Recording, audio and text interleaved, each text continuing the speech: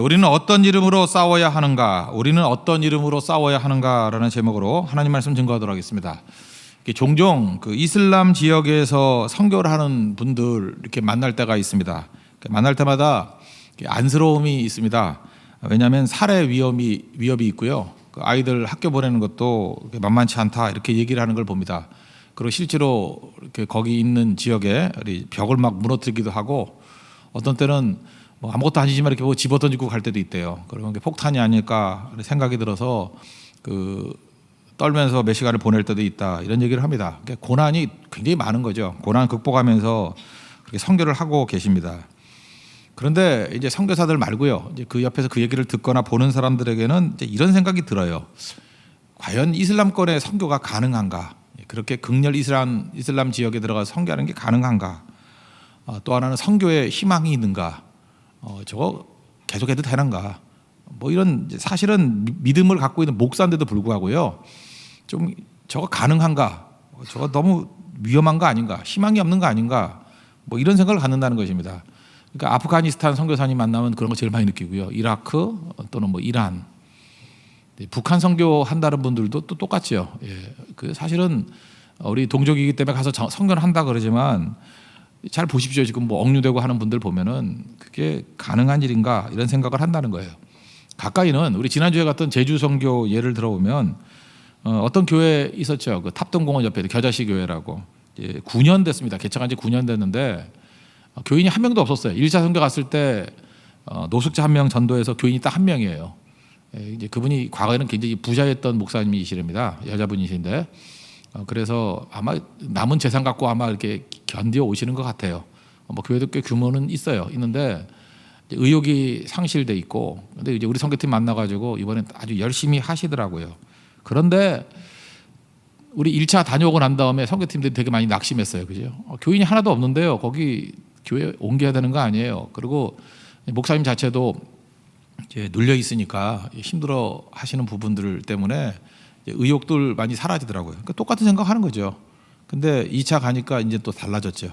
1차 때 전도했던 사람과 같이 사진 찍은 것도 받고 또 이제는 의욕이 생기고 이제 또 다시 계속하게 되는 거죠. 9년의 버팀이 그게 만만한 게 아니겠죠. 우리는 믿는다고 하면서도 이런 질문들을 합니다. 하나님, 이 선교가 가능한 것입니까? 이것이 희망이 있습니까? 우리가 지금 똑같은 이런 상황에 질문을 했던 사람이 이제 사도 요한이었던 것 같습니다. 교회란 교회는 다 무너져 버렸습니다. 로마 제국이요 교회를 짓밟아 버렸기 때문에 그렇습니다. 그 선두에 섰던 것이 그 예수님의 제자들 아닙니까? 제자들 다 순교당했습니다. 한 명도 안 빼놓고 다 순교당했어요. 그리고 마지막 하나 남아 있는 게 요한입니다. 요한이 선두에 서서 혼자 남았고 나이 많아서 90세 넘은 늙은 노인이 되었습니다. 그리고 밤모섬에 유배당해 있는 상태, 그게 지금 요한계시록의 상황입니다. 그때 요한이 그런 질문하지 않겠습니까? 예수님이 제자라고 세워놨는데 다 순교당했습니다. 이제 나 하나 남았습니다. 하나님, 교회에 희망이 있습니까? 이런 상황에서도 교회에 희망이 있습니까? 이렇게 로마 제국이 공격하는데요. 로마 제국은요 힘으로 따진다 그러면 지금 미국보다 훨씬 더 강하고요. 그 다음에 그 화려함이라 그러면은 뭐 파리 이런 데보다 더 화려할 것 같고요. 그 다음에 사치 뭐 이런 거 따진다 그러면 더 월등할 것 같고요. 실력으로 볼 때 다 앞서고, 잔인함을 얘기할 때는 뭐 이슬람의 IS만큼 잔인하고, 그러니까 모든 힘이란 힘은 다 갖고 있는 게 로마 제국이잖아요. 그 로마 제국이 최선을 다해서 핍박하는 게 교회였거든요. 그런데 희망이 있습니까? 그런 생각이 들지 않겠습니까? 지금도 핍박이 있습니다. 우리나라 지금 핍박이 없어지는 상황이 별로 최근의 일이었고요. 제가 어렸을 때까지만 해도 예수 믿으면 학교 다니기도 쉽지 않은 데가 많이 있었고요. 취직도 안 됐어요. 예수 믿는 것 때문에. 그리고 먹고 사는 것도 문제가 됐고, 비난 조롱 당하는 거. 지금 뭐 별로 없잖아요. 근데 제대로 믿으면 그런 일이 벌어진다는 거. 마귀가 놔두지 않는다는 것입니다. 내가 이 모든 희생을 감수하고 예수 믿는 것이 옳은 것입니까? 뭐 이런 생각을 하겠죠. 점점 이제 좋은 시대는 가고 있는 것 같아요. 사회적인 분위기도 반기독교적인 분위기가 있고요. 또 점점 냉소적으로 변해되고 있는 것 같습니다. 근데 사실 이게 정상이거든요. 원래 이랬어요, 기독교는. 모든 시대를 보면 항상 이랬지, 이게 우호적일 때는 별로 없었다라는 것입니다. 이때에 우리가 요한 같은 질문을 할 거 아니에요. 이 성교의 가능성이 있습니까? 희망이 있습니까? 이 질문에 대한 대답이 오늘 본문입니다. 첫 번째는 예수님이 이긴다는 거예요. 예수님이 이긴다는 거예요. 희망이 있느냐 없느냐뿐만 아니라 복음이 이긴다는 거예요. 이긴다. 이게 해답입니다. 11절과 14절 보시면 그 백마 타고 나오신 분이 있는데 11절 보니까 하늘이 열린 것을 보니 그랬잖아요. 하늘을 열어서 하나님께서 보여주시는 거예요. 뭘 보여주십니까? 승리를 보여주시는 거예요. 하늘을 열어서 보여줬다는 게 무슨 얘기입니까? 보통 사람들은 못 보고 있다라는 거예요. 아무도 보지 못하는 것을 하늘을 열어서 요한에게 보여주고 있다는 것입니다. 보는 사람은 뭘 보는 거예요? 승리를 보는 거예요. 지금 상황이 이렇게 어렵지? 승리해. 이 숨겨져 있는 것들을 봐라. 이게 승리한다. 이거를 보여주고 있다는 것입니다. 거기 백마 탄 분, 예수님이죠. 전쟁을 벌이시고 그들이 그 시대 상황 속에서 상상하는 전투 장면을 보여줍니다. 그러면서 백마 탄 분이 이기고 또 이기는 것을 보여준다라는 거예요. 핵심이 무엇입니까? 지금 핍박당하고 있는 이 초대교인들에게 예수가 이긴다는 거예요. 크리스찬이 이긴다는 거예요. 복음이 이긴다는 거예요. 희망이 아니라는 거예요. 확신 가지라. 이걸 우리에게 생명 가운데 주신다는 것입니다. 그래서 여러분 신앙생활하는 것은요. 보고하는 겁니다. 보지 못하고는 못 버텨요. 그래서 하늘이 열려야 돼요. 그래서 누구도 보지 못하는 것을 본 사람은 견디고 이겨냅니다. 똑같은 얘기를 한번 해드릴까요? 그 아프가니스탄 그 선교사님이 계시는데 이렇게 선교사님들 모임 가운데 이제 얘기를 합니다. 얘기를 하는데 또 이제 똑같은 얘기를 하는 거예요. 선교사님들끼리도 같은 선교사인데도 불구하고 또 열악한 지역에 가보면 선교가 되나? 그래서 뭐 선교사 재배치 그런 것도 있거든요. 재배치란 건 뭐냐면은 참 그 이상해요. 선교가 안 되는데 가서 싸우는 사람들에게 격려는 못 해줄 망정 이게 빼내가지고 선교 잘 된다 그러는데 그러니까 뭐 이렇게 좀 편안한데 그쪽으로 옮기려고 하는 시도들도 있는 것 같아요. 사실 거기 그런 점은 사실 선교가 덜 필요한 곳인데 그러니까 인간이 자기 안전이 최우선이 돼버리면은 이게 주객이 전도돼 버리는 거죠. 우선순위가 뒤바뀌어 버리는 거예요. 그 젊으신 분이라 그러는데 아프리카 외국 분입니다. 아프가니스탄 선교사님이 선교에 희망이 있는가 이렇게 이제 간접적으로 질문을 하니까 대답이 이렇습니다. 희망이 있습니다. 희망이 없다면 나와 내 아내, 내 세 자녀들이 거기 살지 않을 것입니다. 희망 없는데 거기 왜 살겠어요? 사랑하는 아내가 있고 세 자녀가 있는데 희망이 있다라는 거예요. 그러면서 그분이 간단하게 한마디 설명을 해주는데 선교사가 사는 곳에는 반드시 크리스찬이 있습니다. 그러더라는 거예요. 그래서 아프가니스탄 지도를 보여주면서 선교사 있는 곳을 이렇게 별표를 하더라는 거예요. 여기 선교사 있는 곳엔 다 크리스찬이 있다는 거예요. 그러니까 생명이 있는 곳에 생명이 탄생하는 거죠. 잘 보세요. 이게 하늘 문이 열리는 건 아니라 할지라도 이 정도만 봐도요. 희망을 가져요. 그리고 확신을 갖고 서게 된다는 것입니다. 자, 이런 걸 보면 도전적이다. 참 사역이 아름답다. 이런 생각을 하지 않습니까? 우리도 그걸 봐야 된다는 거예요. 그러니까 보지 않고 그냥 친구 따라 강남 간다는 식으로 선교하는 사람들은요. 이게 매일 낙심하는 거예요. 뭐 안 돼 보이고 뭐 잘 된다가 이렇게 어울리고 싶어 하고 그거 아니거든요. 잘 보세요. 우리가 처음 갔을 때는 막막해 보이던 네팔 9차까지 가보니까 보이잖아요. 세계에서 복음화율이 제일 빠른 나라가 되었고요. 보이죠? 인도 갔을 때도 우리가 느끼지 않았습니까? 뭐 심지어 선교사님들조차도 축구돈도 안 든다 그러는데 가보니까 복음서 같죠? 사람들이 수백 명이 따라다니면서 아이들이 지붕 꼭대기에서부터 내려보면서 말씀을 듣고 또 예배드리고 변화되고 그죠? 그런 일이 벌어진다는 거예요. 말레이시아 아직까지 그 정도까지 보이진 않지만 회계 지역에 들어갔는데 뭔가 접촉점이 일어나고 있어요. 그죠? 이제 좀 더 가면 될 것 같아요. 그가 아니라 할지라도 크리스찬이 지나간 자리에 복음의 역사가 있다라는 것입니다. 여러분 생명이기 때문에 생명을 숨길 수가 없습니다. 여러분도 마찬가지예요. 여러분 이제 크리스찬이잖아요. 예수 믿는 사람들이 지나가는 곳에는 반드시 이게 생명의 역사가 나타납니다. 근데 여러분 그러죠. 나는 내 주변에 변화가 나타나는 것 같지 않는데 여러분 들킬까 봐 조심스럽게 믿어서 그래요. 조금만 좀 부주의하게 믿으면요. 변화돼요. 그 영화 10월에라는 영화가 있는데 거기 보니까 숨길 수 없는 몇 가지가 있는데 눈물을 숨길 수 없고 기침을 숨길 수 없고 사랑을 숨길 수 없다. 제가 덧붙인다면 가난도 못 숨긴 거예요. 가난은 보여요. 냄새도 못 숨겨요. 어떻게 숨기겠어요? 더 중요한 거는요, 믿음을 못 숨겨요. 우리가 믿고 있는 믿음을 어떻게 숨깁니까? 숨길 수가 없는 거죠. 그러니까 여러분들 전도 뭐 적극적으로 안 해도 괜찮으니까 그냥 제대로만 믿으면요, 제대로가 아니라 진짜 믿으면요, 숨길 수가 없다니까요. 믿음을 어떻게 숨겨요? 그건 숨기려고 해도 다 들통나게 돼 있다고요. 그게 드러나는 그 순간에 뭐 드러나지 않더라도 이미 생명의 역사는 있다는 것입니다. 근데 너무 오랫동안 아무 일도 안 벌어졌다 그러면 죄송한 얘기지만 안 믿는 거예요. 예. 진짜 믿음은요, 아무리 숨어서 믿어도 숨길 수 있는 게 아니에요, 믿음은. 근데 믿음 있는 사람들이 가는 곳에는 항상 이런 변화 역사가 나타나기 시작한다는 것입니다. 그래서 오늘 주님께서 우리에게 보여주시는 메시지가 이거예요. 하늘을 열었다는 건 뭐냐? 누구나 다 보는 게 아니라는 것입니다. 보라는 거예요. 예수 안에 승리가 있습니다. 믿습니까? 예, 복음 안에 승리가 있습니다. 크리스찬에게 승리가 있다는 거예요. 여러분, 그 승리의 확신을 가지고 여러분들이 지나가는 자리마다 생명이 나타나는 그런 승리가 있게 될 것입니다. 그런 승리를 맛보는 믿음의 종되기를 축원합니다. 두 번째 이제 메시지는 뭐냐면 우리가 어떤 이름으로 싸워야 될 것인가라는 것을 보여주고 있습니다. 우리는 어떤 이름으로 살고 싶습니까? 그러니까 직장 같으면은 과장이라는 이름보다는 뭐 부장이 나을 것 같고, 부장이라는 이름보다는 사장이 나을 것 같고, 회장이 더 나을 것 같죠. 그래서 우리는 그런 생각을 했어요. 이게 장로님이 대통령이 되면 나라가 잘 될 거다 생각을 했는데, 그거 아니라는 거 많이 느끼셨죠? 그게 아닌데, 그게 타이틀이 아닌데.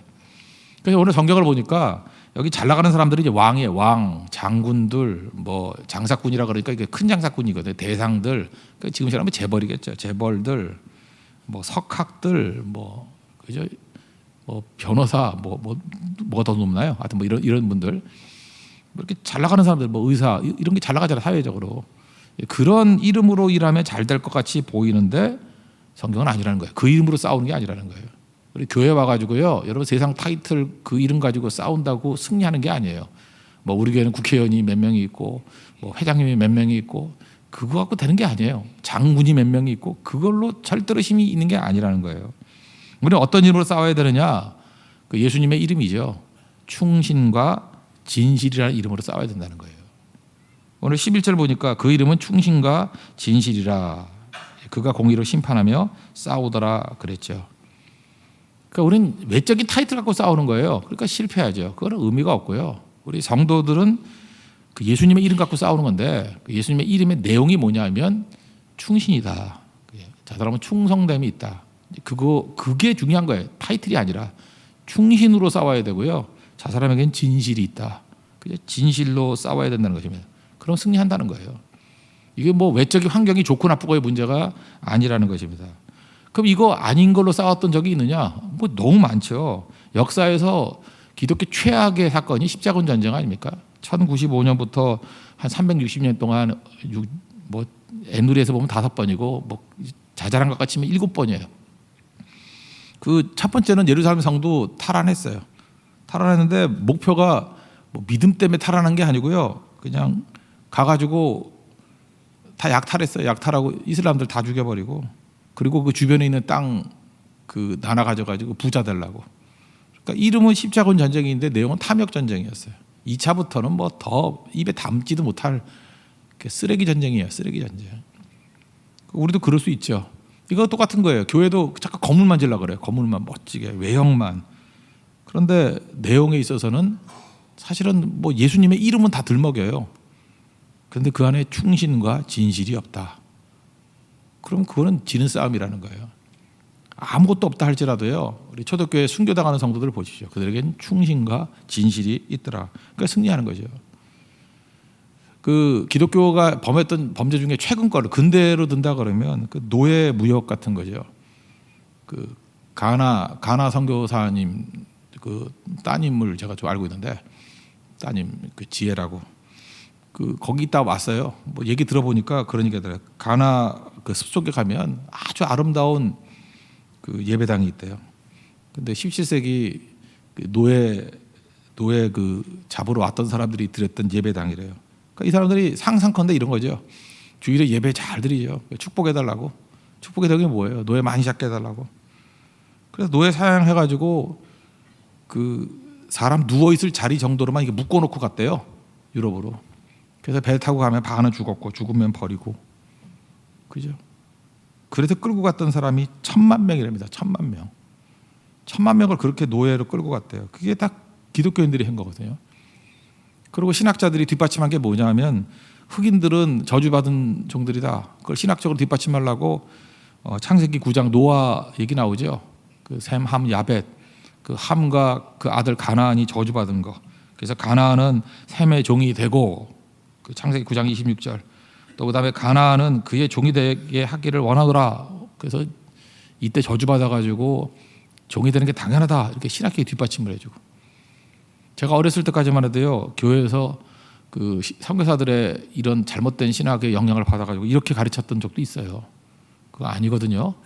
이게 뭐 신학을 엉터리로 해가지고, 지금도 정치 신학 하는 사람은 그러잖아요. 예수님이 위에 있는 게 아니라 자기 정치 사상을 지지하기 위해서 신학도 막 바꿔요. 막 바꿔가지고 교회는 뭐 누굴 지지해야 된다 그러고 이게 옳다 그러고, 이게 똑같은 잘못들이거든요. 똑같은 잘못들. 예수님이 모든 능력 위에 뛰어난 이름이 예수님이 돼야 되는데, 예수님 위에 이데올로기가 있어요. 그리고 그 밑에 여러 분파들, 뭐 기독교도 거기 따르고 불교도 따르고 분파들이 있고, 이게 말이 안 되는 거죠. 이게 악한 자들이라는 것입니다. 우리가 하나님의 이름을 들먹이면서 세상 것을 얻으려고 하는 전쟁, 이게 다 십자가 전쟁하고 똑같은 전쟁이라는 것입니다. 우리는 다른 타이틀 없어도 돼요. 그죠? 아무것도 없었는데 뭐 우리가 뭐 목사가 됐던 뭐 집사가 됐던 장로가 됐던, 그게 중요한 게 아니고요. 우리 이름은 두 가지예요. 충신과 진실. 충신과 진실이 없다 그러면 가짜라는 거예요. 그래야 승리할 수 있다라는 것입니다. 사실 초대교회 성도들 뭘 갖고 있었습니까? 아무것도 없었죠. 근데 그들은 충성과 진실 두 가지 가지고 승리했다는 거예요. 이거는 뭐 우리 가정에서도 맞아요. 가정에 충성하고 진실되게 사십시오. 교회에서도 마찬가지예요. 교회에서 필요한 거는 충성과 진실이에요. 그리고 여러분 직장에서 일도 충성과 진실, 그 이름으로 뛰는 거지 다른 타이틀로 뛰는 게 절대로 아니라는 것입니다. 13절 보니까 여기 피 뿌린 옷을 입었다 그러는데, 하나님 말씀이라 그러죠. 피 뿌린 옷이 뭐예요? 예수 그리스도 십자가의 피인데 그게 하나님 말씀이죠. 그래서 성도들은 세상에 말씀으로 이기는 거예요. 말씀으로. 그래서 15절 보니까 그의 입에서 예리한 검이 나오고 그랬죠. 만국을 치겠다, 철장으로 다스린다 그랬더니, 어제도 말씀드렸지만 우리 가서 막 복수하고 막 정복하고 이런 걸로 하는데 그거 아닙니다. 우리의 무기는 말씀의 칼이에요. 말씀의 검. 그래서 말씀의 검을 통해서 그들을 뭐 무너뜨리고 넘어뜨린다는 게 무슨 뜻이냐면, 말씀의 검을 가지고 그의 오해를 넘어선다. 그들의 편견을 넘어선다. 그죠?